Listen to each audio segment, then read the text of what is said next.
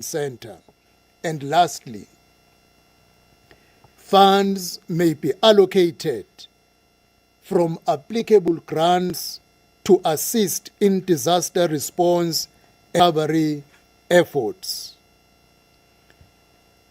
This classification enables prompt intervention, but the Disaster Management Act also allows the minister to declare a national state of disaster if special circumstances arise that necessitate additional regulatory measures under Section 27 of the Act. It is important to clarify that these issues have not yet been declared a national state of disaster. They are currently classified but not yet declared.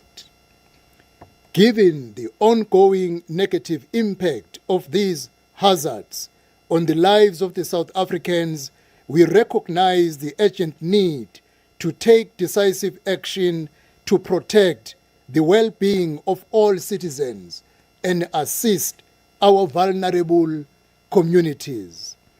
Even as we engage the government, we acknowledge the challenges faced by the country in funding disaster interventions, mainly due to increased disaster damages, fiscal deficit, and competing priorities. This media briefing is therefore conducted in the interest of accountability and transparency in line with the principle of Batopile. We are, however, pleased that our grant allocations that cover 60 municipalities and provincial sector departments across 5 provinces with major investments in Eastern Cape, KwaZulu-Natal, Limpopo, Mpumalanga, and Free State had been done between the month of February and the month of March.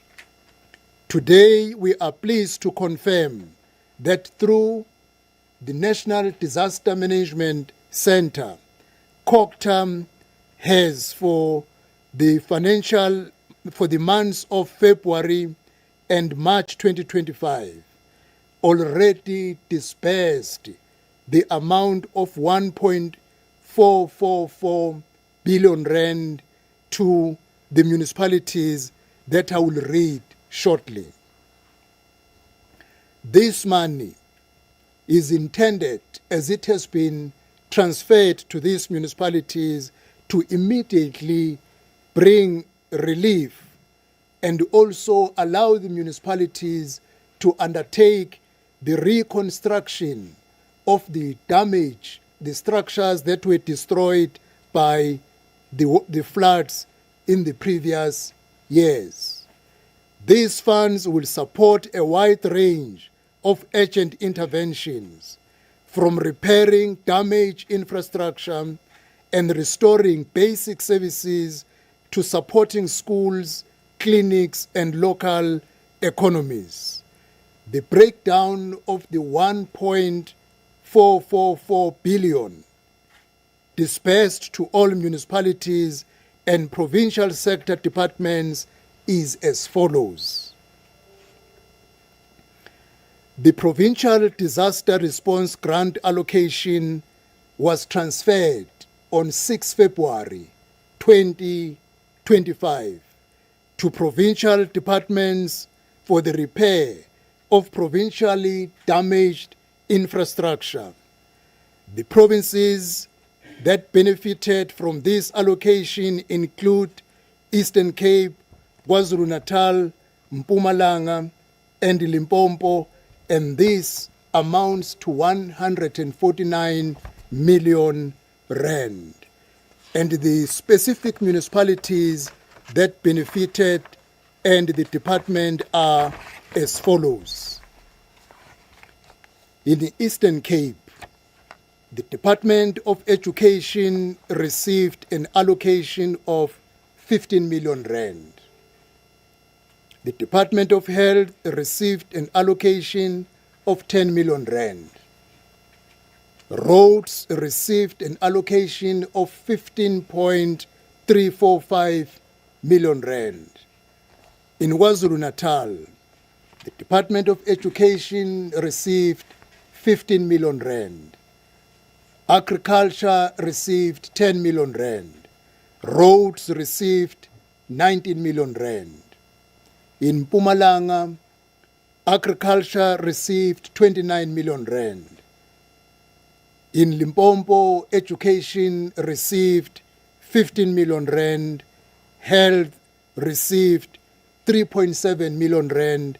And roads received 17.2 million rand. This totaled to 149 million rand. The Municipal Disaster Recovery Grant was transferred on the 5th of March 2025 to the provinces of Limpopo, Eastern Cape, KwaZulu-Natal, and Mpumalanga for the repair of damaged infrastructure totaling to 231 million rands as follows.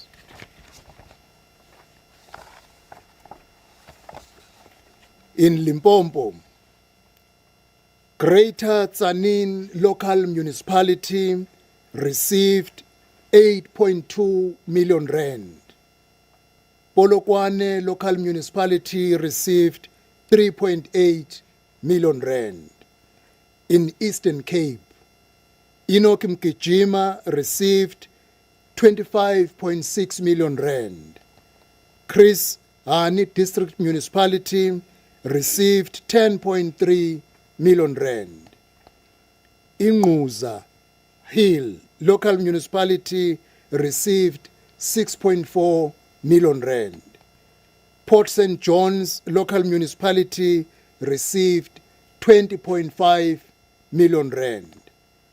Inxuma Yethemba Local Municipality received 4.2 million rand. Insiga Yethu Local Municipality received 14.6 million rand. Blue Crane Road Local Municipality received 18.3 million rand. Dr. Bayes Naidu Local Municipality received 4 million rand. Tabankulu Local Municipality received 17 million rand. In KwaZulu-Natal, Umsinga Local Municipality received 4.8 million rand. Amajuba District Municipality received 8 million rand. Jozini Local Municipality received 4.8 million rand. Impendle Local Municipality received 15.5 million rand. Umgeni Local Municipality received 5.9 million rand. Msunduzi Local Municipality received 6.6 million rand. Endumeni Local Municipality received 5.1 million rand. In Mpumalanga Province, Inkosi Albert Iltuli Local Municipality received 5.9 million rand.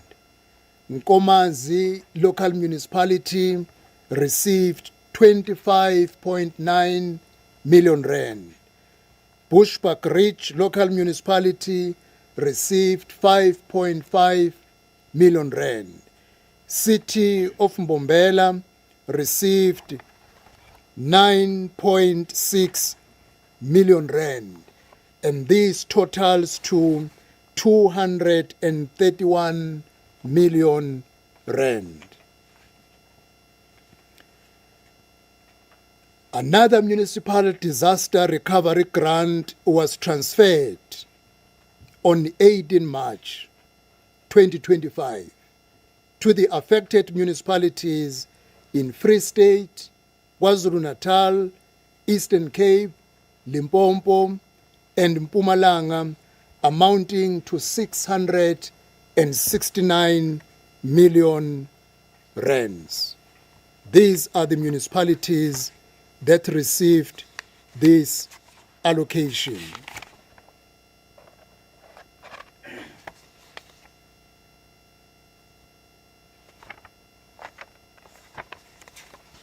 Okay, oh yeah, here it is. In Free State, Masilonyana municipality received 18 million rand. Ditlhabeng municipality received 5 million rand. Matsimaholo municipality received 10.5 million rand.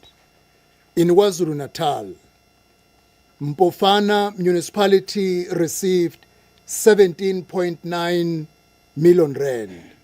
Alfred Duma municipality received 50.7 million rand. Danhausa local municipality received 11.2 million rand. Umlalazi municipality received 14.2 million rand.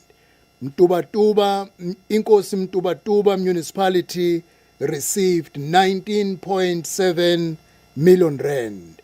Ndwedwe local municipality received 25 million rand. Maphumulo local municipality received 13.3 million rand. In Eastern Cape, Winnie Mandela municipality received 21.8 million rand. Buffalo City received 78 million rand. Nelson Mandela Bay received 89 million rand. Dr. Bayes Naidu received 11.4 million rand. Makana municipality received 29.1 million rand. Mdlambe municipality received 30 million rand. Gouga municipality received 12.8 million rand. Koukama received 10 million rand. Great K received 18.1 million rand, and Sengu received 19.5 million rand, and this totals to the amount of 669 million rand transferred in March 18, 2025. For the provincial unavoidable and unforeseeable allocation in 2025, the National Disaster Management Center, in collaboration with affected provinces, prepared a request to the National Treasury for the additional funding. The Western Cape received an initial allocation of 947 million rand in February 2025, with other provinces to be considered soon. The department submitted the applications for the unavoidable and unforeseeable allocation in 2024 following provinces for the following provinces: Mpumalanga, Limpopo, Western Cape, KwaZulu-Natal, Eastern Cape, and KwaZulu-Natal. And these provinces will receive the consideration in terms of the unavoidable and unforeseeable allocation immediately in the month of May, once we have passed through the process of the new budget for the new financial year. I want to indicate that there are issues that we identified that becomes a problem once the money has been transferred to our municipalities. The monies that I'm speaking about amounting to 1.444 billion is already in the accounts of our municipalities. But what we notice in some of our municipalities is that the poor infrastructure planning and implementation becomes a serious factor. The poor workmanship is always noted once the money has been spent. Diversion from the original allocation. When money was allocated for a bridge, a municipality decided to use the money for salaries. Or when the money was allocated for 3-kilometer road, a municipality decided to spend the money on 1 kilometer. Sometimes the money arrives or reaches the account of a municipality and they stay for months without appointing the implementing agents up until a time where we want to see what has been done by the money, only to find that the money is still lying in the account of the municipality and remain with no other option except to recall the money, because it is not meant to stay in the account of a municipality. It is meant for a project that was affected by disaster. The department, together with MISA, we are doing all it takes to ensure that we follow these monies that have been allocated and transferred to these municipalities, and we will see to it that there will be no diversion allowed. And any diversion or mismanagement that will occur in the monies that has been transferred to our municipalities, consequence management will follow. We will be following closely these monies, and again we are coming back in the month of May for more allocation from the new financial year, as we know that almost all of our municipalities have been affected by the disaster and bad weather which is occurring from now and again. Having said the above, I want to take a moment to express my heartfelt gratitude to the dedicated officials and volunteers who are unwaveringly in their commitment reach out to help our people during the times of disaster, and often in the face of daunting and perilous conditions. Your courage and resilience truly inspires all of us for the good work you do in assisting our people when they are affected by bad weather, floods, and all other related conditions.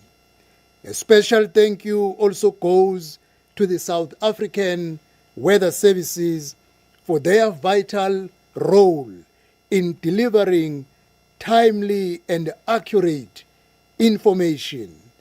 We extend our appreciation to all our partners at a national level, provincial and local government, the NGOs and the community organization who stand united in this effort of assisting our communities during drought, bad weather, and flood times affecting our communities. The Provincial Disaster Management Center remains steadfast in coordinating our response to crises. We are working closely with municipalities, provincial authorities, and all other stakeholders to ensure that our affected communities receive the essential support they need to recover and rebuild. In conclusion, all right, that's the COGTA Minister, Minister Hlabisa, just taking us through some of those disaster monies and funds and where... And recovery grants is a testament to our unwavering commitment to safeguarding our communities and rebuilding our nation. As we navigate these challenging times, it is imperative that we work together, leveraging our collective strengths and resources to ensure a resilient and prosperous future for all the people of South Africa. Let us remain vigilant, proactive, and united in our efforts to mitigate the impacts of natural disasters and build a stronger, more resilient nation. Thank you for your continued support and dedication to this vital cause. Thank you very much, ladies and gentlemen, for allowing us to communicate this intervention as we are living in the times of climate change. Thank you very much, Mr. Leso.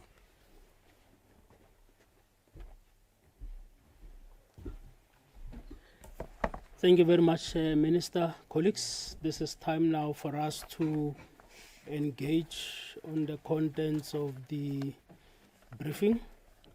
Indicate your media house. We will start. Yes, sir. No, yes, sir. Yeah, please, let's use the mic.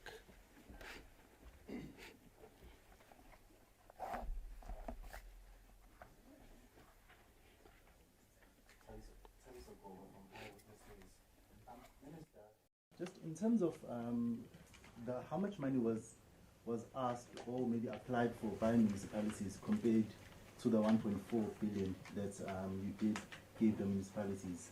I'm asking because I just want to find out, is the national government struggling with the frequency?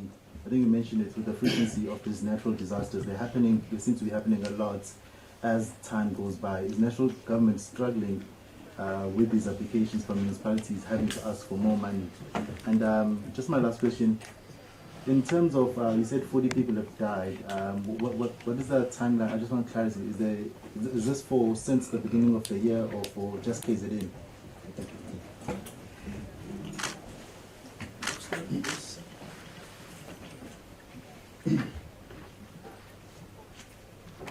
Thank you so much, Minister. Minister, you mentioned that the municipalities or provinces have been categorized as a national disaster, but not been declared. What will it take for government or the department to declare them disaster? What needs to happen? Because if funds are allocated and then help is being given to them, but they cannot be declared a disaster. Maybe give clarity on that, Minister, with regard to what will make a municipality or a province to be declared a disaster. And thank you so much, Minister, for mentioning that you will monitor all the funds that have been allocated. We are going to monitor you as well, Minister. Thank you. Hello everyone, Sitedi Sopeja from Newsroom Africa. I just wanted to find out, will these municipalities be working together with departments like Home Affairs? Because there are those who have lost their identity documents due to floods, and there are also, children's certificates and documents like those. So will there be that assistance or that partnership with the Department of Home Affairs and other stakeholders? And also, when will be the rollout? Thank you. Last hand, yes. Okay. For this round. Hi there. Thank you so much for organizing this briefing. My name is Julia. I'm with Daily Maverick. So I just wanted to get some more details on the funding. So, like, for example, on education, is this to fix infrastructure of schools? I just like some more details on exactly how it's helping. Is it like relocating people, when their homes are washed away, that sort of stuff?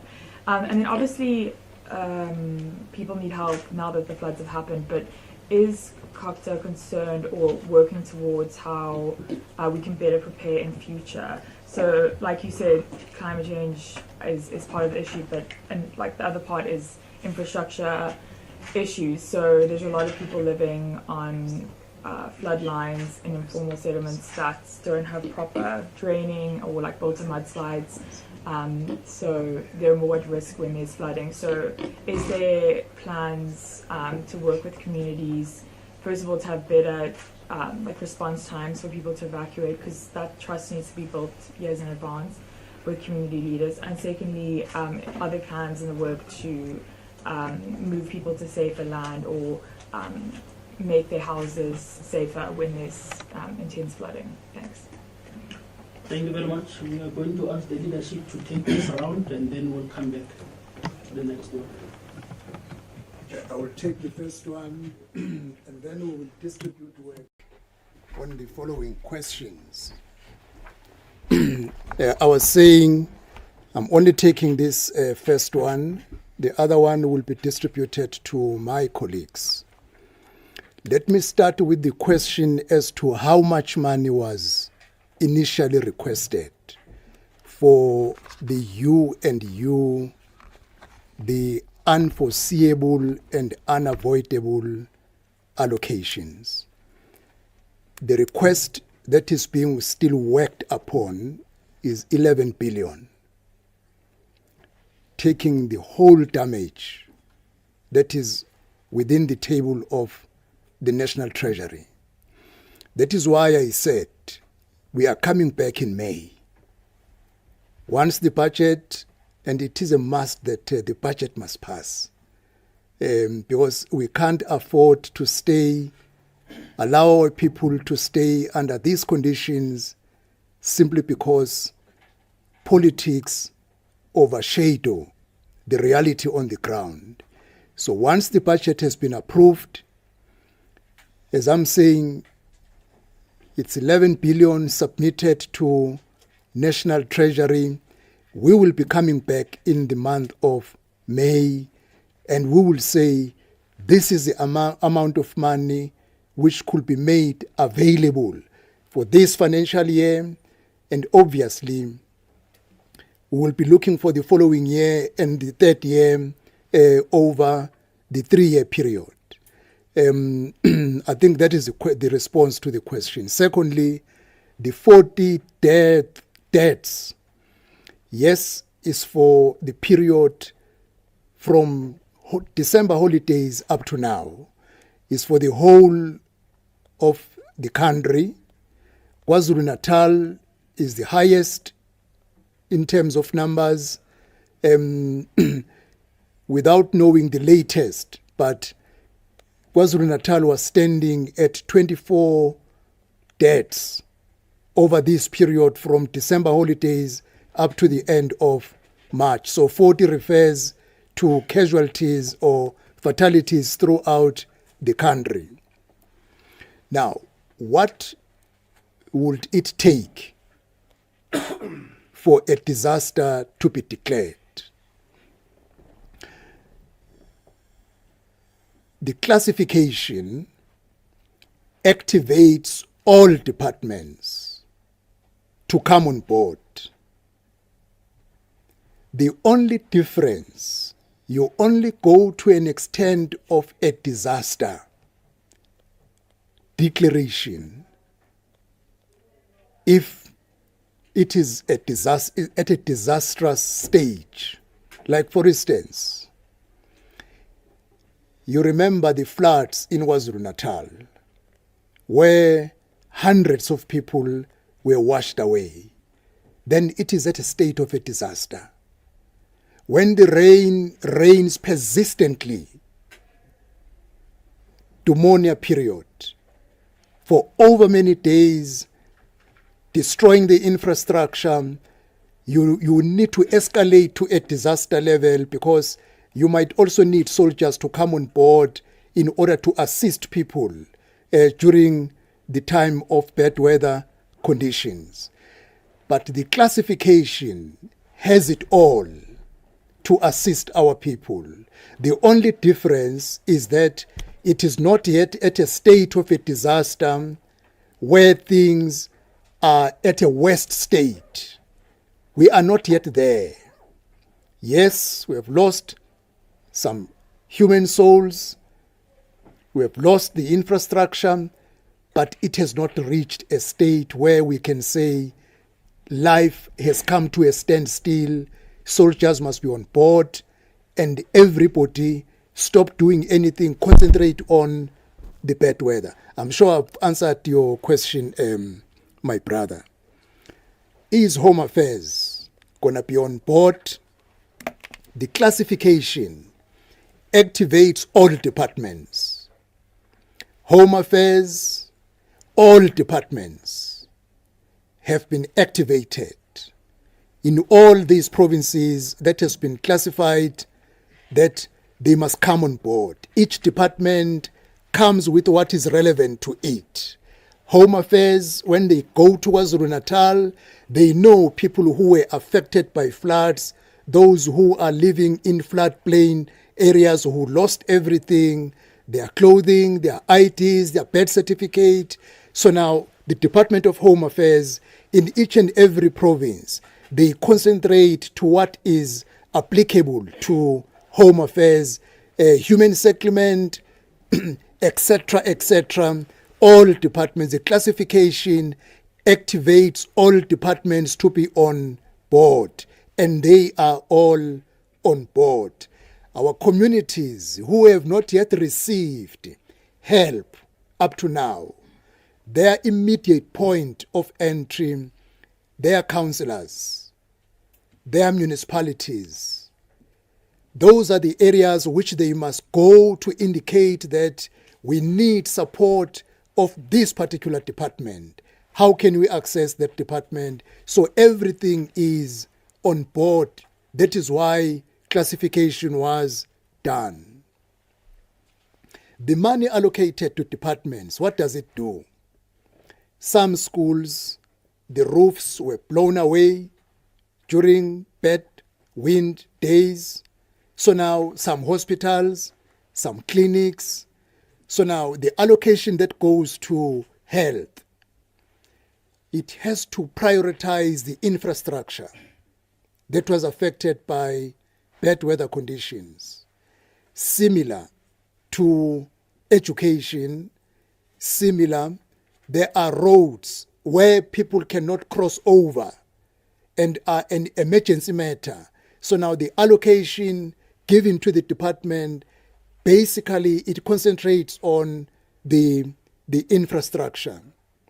Agriculture, many farmers who were affected severely by field fires, where they lost everything, or where they still have their stocks, but unfortunately everything was burnt down, and urgent intervention is required from agriculture to ensure that the surviving livestock can able to see each following day. So now the allocation to departments basically looks at the infrastructure to bring life back to normality. And lastly, is the department proactive, or you just wait for a disaster to strike and then you start running around? As we are preparing for the month of April, we will be engaging, especially KwaZulu-Natal, around Durban. Engage all the traditional leaders, eThekwini Metro, business people, NGOs, civil society, as well as political parties, that we mobilize people who are living in floodplains to be relocated, not temporarily to community halls, because there is no good life in a community hall. It takes children away from schools. It makes people to be completely in an awkward position in terms of where they work.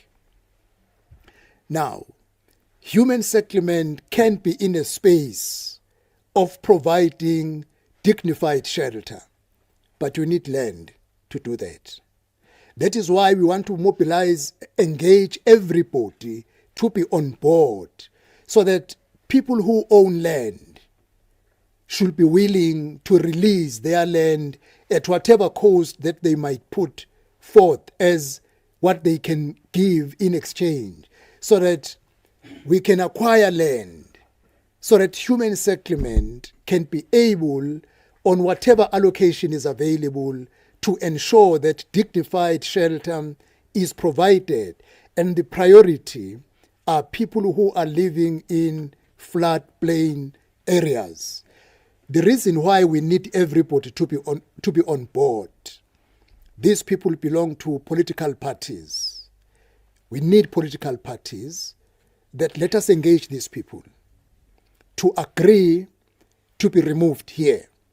And once these people have been removed here, no one is going to be allowed to come and relocate here. And there will have to be a tough stance towards that, because if you don't do that, you will be doing one and the same thing. You remove a person here, you give him or her a house, he rents out the house, he comes back to the floodplain. Now, once people have been removed, there will be no way of anyone to settle in that area. That is why, therefore, we say we need to mobilize everybody to be on board. Our traditional institution, amakhosi, induna, our councillors, civil society, so that we take this as a battle for all of us. Firstly, save human souls from floodplains, relocate them to safe areas, but don't allow anyone to reoccupy the place, because you will never solve the problem. You will be always running around when there are heavy rains, trying to evacuate people in floodplains, something that you have done before. But if you did not become hard, the government will need to be hard on that one, because people in the floodplains, we just thank God, because one day we will wake up with a disaster, hundreds of people being washed away, because the area in which they are residing is not for human occupation.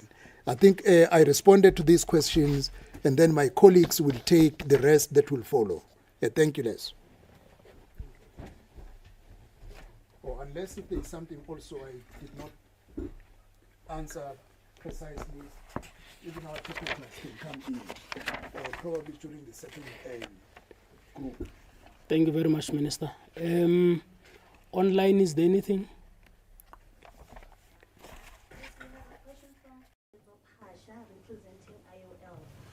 How will you ensure that all these monies are used towards what they have been allocated for? It was only one question? Yes, it was only one question. Okay. Other questions here?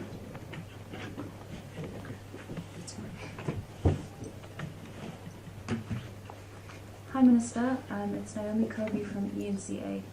I just want some clarity on the 1.2 billion rand allocated to KZN during that flood relief in 2022. You spoke about those municipal grants being handed out. So my question is essentially why the provincial government seemingly has been bypassed in the allocation of these funds, or just some clarity on why municipalities were given this money and whether the money given to municipalities forms part of that 1.2 billion promised to KZN in 2022. Thank you. The last one. Going. Minister. DM Masimula will take the first one. Even the second one, but the technocrats will come on board on your 1.2 amount. Well, thank you very much once more, colleagues and ladies and gentlemen.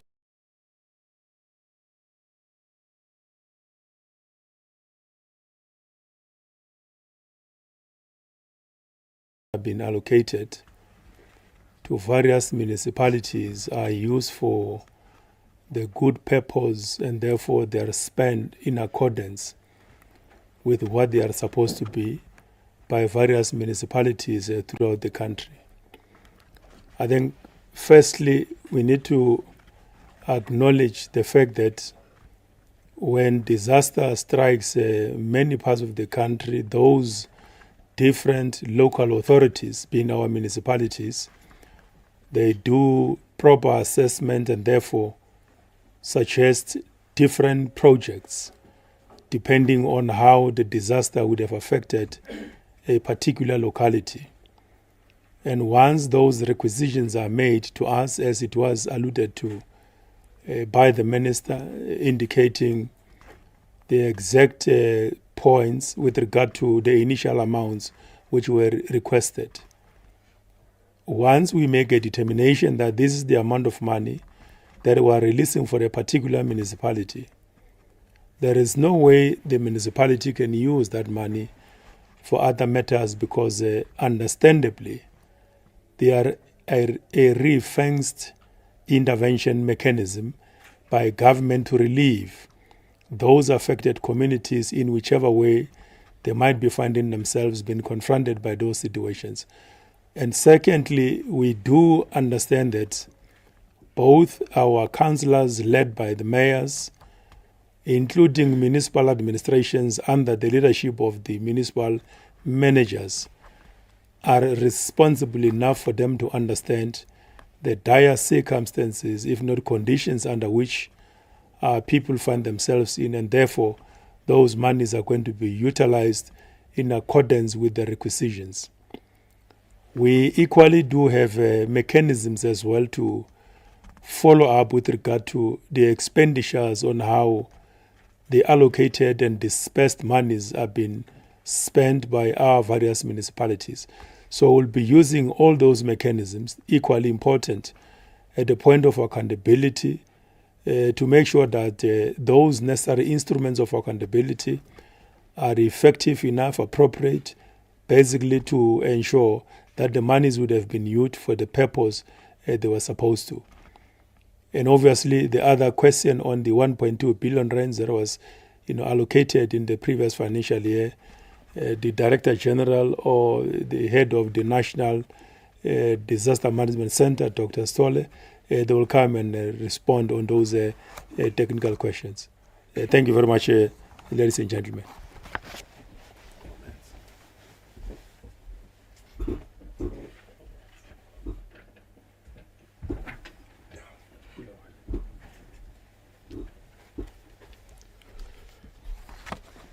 Good afternoon.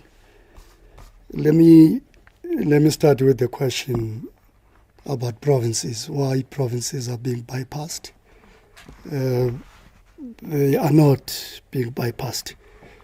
There is an IGR institutional arrangement which is chaired by the minister. It's an intergovernmental committee on disaster. The premiers are involved. The MECs responsible for COCTA are involved. The national ministers who are responsible for municipalities, dispersing grants to municipalities are involved. For instance, human settlements sit in that committee. The Department of Water and Sanitation, they in that committee which is chaired by the minister. Transport is in that committee. So there is a big number of national and provincial government departments who sit in the committee that is chaired by the minister. There is a technical one as well, which is chaired by myself. It's called NGFCC, the National Joint Committee on Floods, which coordinates all the work of provinces, municipalities, and national government departments, because COCTA is a coordinating department. The bulk of our work is coordination heavy. So we coordinate all the structures. You would have noticed that the disbursement goes both to provinces and to municipalities. For instance, in Eastern Cape, they received money to deal with schools infrastructure and health infrastructure. that too has to be coordinated by this department. On the 1.2 billion rands, we can share with you the details about how far they have gone in spending that money. But in eThekwini, because the 1.2 billion rands was meant for eThekwini, in eThekwini, I'm sure you are aware that we have a presidential working group, work stream number 1, which is a work stream on finance, governance, and disaster, is chaired by myself, and Dr. Stolle is chairing the subcommittee on disaster management. And that's where we discuss all the bottlenecks, all the challenges, and all the hurdles in the subcommittee on disaster, which is chaired by the head of the National Disaster Management Center. Just to amplify one question that the minister has answered on how much was requested, 11 billion rands, yes, was requested. Only 1.6 billion rands was approved at the time, and that 1.6 billion rands was divided between municipalities and provinces. Other provinces, I think Minister has touched on it, the work of assessing the extent of the damage and the packaging of the project is being done currently by National Treasury and DBSA. And that is why Minister said we will come back in May with all of those details around that particular work. I don't know if we've left out any other question. Thank you very much. Just so one emphasis, because this is a message that should go out very clear and loudly. The municipalities, as they have been given this money, they need to report on a monthly basis following the template that we received 15 million rand, we have spent 14 million rand. Or we have spent 1 million rand, that is how we have spent 1 million rand, and 14 million rand out of 15 still remains, and attach the bank account where the money is kept. That is the monitoring. They report monthly, they report quarterly. Some municipalities say we are still busy with the procurement process, month 1, month 2, month 3. When they are still busy with the procurement process, they submit a monthly report with the attachment of a bank statement, which shows where is 15 million rand. Is it there in the bank? Yes, when our officials say we do see the money, it's all well and good. This money cannot stay indefinitely. It cannot stay until 2026. The allocation that we have spoken about, municipalities are given up to Dr. Stolle. They are given up to August. They will be reporting on a monthly basis. There are municipalities who will report up until July, come August. They can't report. Why? The money has been used for salaries. A municipality that uses this money for something else, what happens? In their next allocation for equitable share, this money will be recovered from that equitable share. If a municipality fails to use the money, the best thing to do, return it back. Not use it for another purpose which it was not designed for. That is why we are saying we are going to follow it, and that is why we said let us make it public, that communities in these municipalities know that a certain amount of money was received for disaster-related purposes. People can start ask questions, what exactly is this 15 million for? and then monitor, because it is given for them. And if it is not utilized, there is no other option except to recall the money, because it did not do what it was intended to do for our people. Unfortunately, it is our people who will suffer. That is why when this information is public, our councillors will have to be proactive to say, let us see the business plan, let us see the projects getting off the ground, let us see a closeout report that indeed the road was built, a report was submitted, so that when we come back in May, the further allocation will bring more relief in our communities than not adding any relief, because the initial allocation did not go to what it was intended, and the second one, if all do not do what they were intended for, unfortunately, they are recovered in a bad way. Thank you.